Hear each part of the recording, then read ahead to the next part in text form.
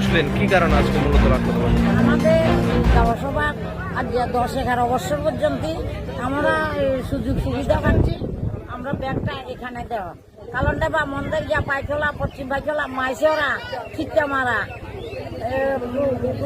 অনেক গাঁও সভার লোক হয় এখানে রেখার কাজের টাকা উড়া ভাতা উড়া অনেকে রাখে লেনদেন করে।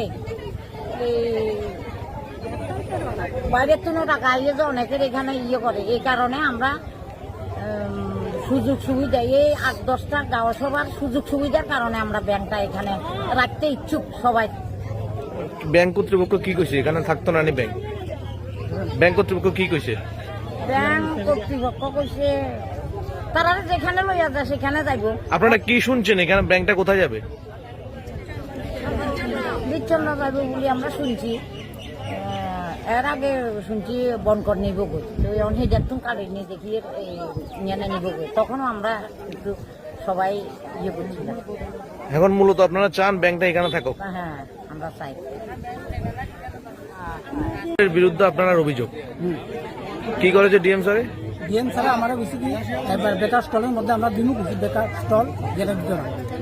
মানে আগের ডিএম স্যার যে সময় ছিলেন সাজু ওয়াহিদ, ওই সময় বলেছেন দেবে দেবে স্টিমেট বানাবার লেগে গেছে। তারা গুয়াহাটির থেকে ইঞ্জিনিয়ার আনছে এসবিআইরা, তারাও সিস্টেমগুলো করার লেগে সিস্টেমও করছে। তো স্টিমেট বানাইছে 4,93,000 টাকা।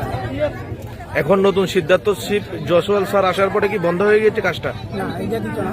এসবিআই যারা ব্যবসা করতে আসে যে কোনো জায়গা দেয়া ব্যবসা করুক, আমার কোনো দেখবেন সে কোথায় দিচ্ছে। আমরা চিত্তমালা থেকে ব্যাংক থেকে আছে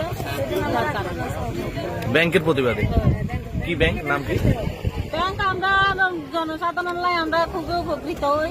ব্যাংকে থাকলে আমরা টাকার কাছে টাকা টুকা উঠাই, মা মাসিরা বয়স্করা ভাতা পায়, ভাতা উঠা বা সাধারণ বাঙালি সবাই মিলে আমরা এই ব্যাংক আমরা খুবই দরকার।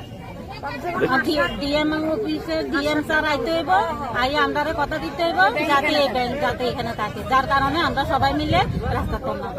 ব্যাংকের নাম কি? এসবিআই। কতদিন এখানে বসত? ব্যাংকটা কত বছর হয়েছে এখানে? দেরি হয়েছে তো 18 বছর।